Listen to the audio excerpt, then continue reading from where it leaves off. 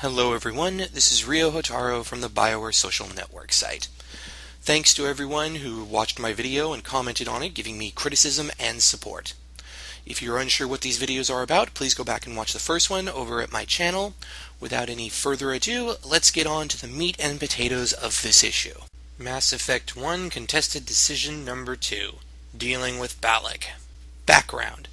Balak is the main antagonist of the Mass Effect 1 DLC, Bring Down the Sky. A Batarian terrorist, he's hijacked an asteroid being used by the human colony Terra Nova as a mobile mining platform. He intends to use the asteroid as a weapon and drop it on the colony. After receiving a distress signal, Shepard goes across the surface of the asteroid with his squad mates to shut down the fusion torches moving the asteroid. Meeting Balak in the main facility, he decides that this is going to end right here and now. Balak, however, has different plans.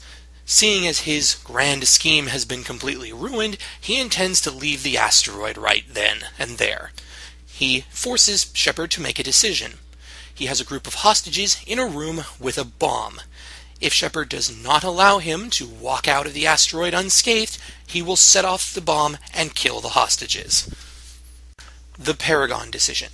Deciding that the lives of the hostages are not worth sacrificing to take care of one terrorist, Shepard allows Balak to leave. However, to make sure that Shepard is occupied long enough to make his getaway scot-free, Balak taunts Shepard by telling him or her about the presence of 3 other charges set around the facility which are rigged to explode. The Renegade decision. Deciding that Balak must be stopped no matter the cost, Shepard attacks. Balak goes through on his word and kills the hostages.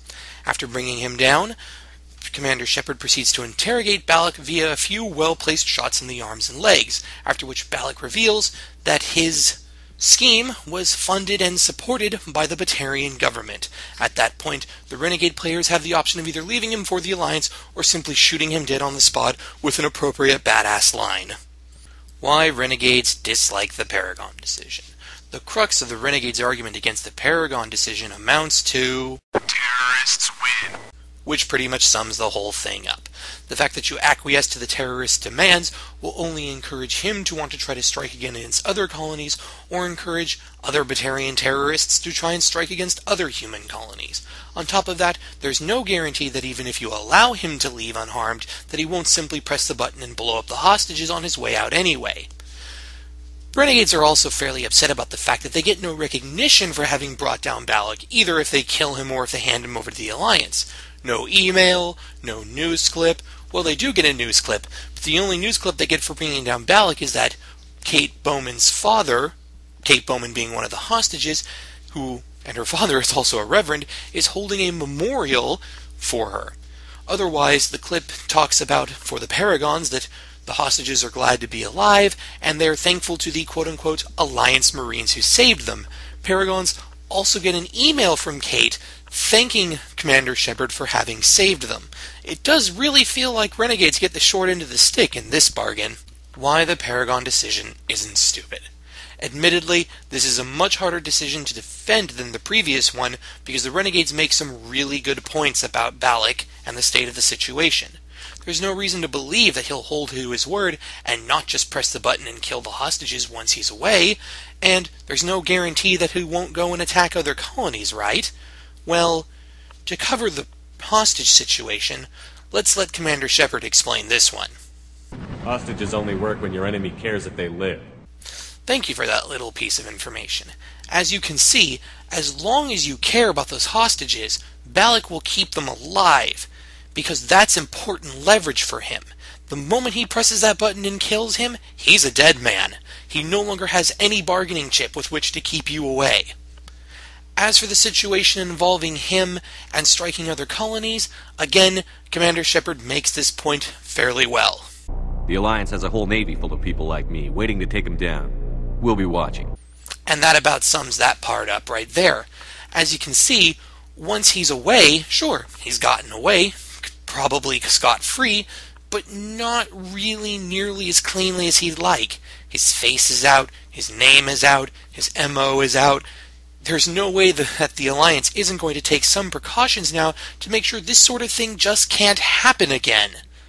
I mean, they can increase security measures, tighten down on incoming and outgoing ships, probably not take large asteroids and put them in orbit around your colonies, that sort of thing.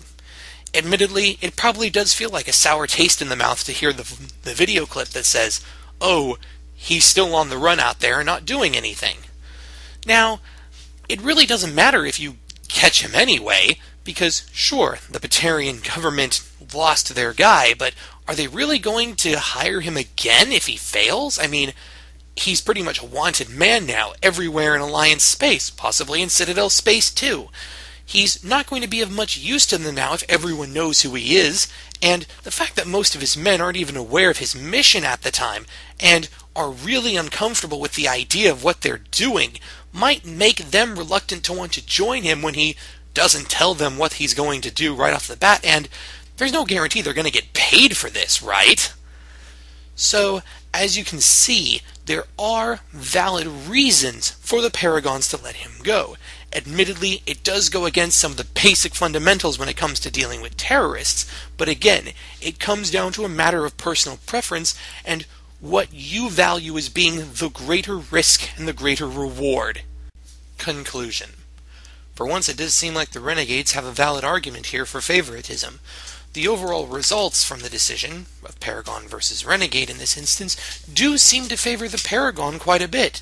Not only do they get the satisfaction of having saved the hostages, they also get a video clip in Mass Effect 2, which states that Balak has been simply rendered ineffective, and an email from the survivors, whereas Renegades get a clip involving the death of one of the hostages and no email acknowledging their accomplishment. Now, as far as the reasonings between the two choices, ignoring the results, there is a case that can be made for the Paragon in letting Balak go. While, of course, the end results of it obviously favor the Paragon, speaking strictly from an in-universe role-playing standpoint, there's no reason why the Paragon is being stupid for letting Balak be. Sadly, I actually do feel for the Renegades in this case, as this is probably the most blatant example of where this favoritism they argue about comes to the forefront. This concludes the second video of the Mass Effect Paragon vs. Renegade series.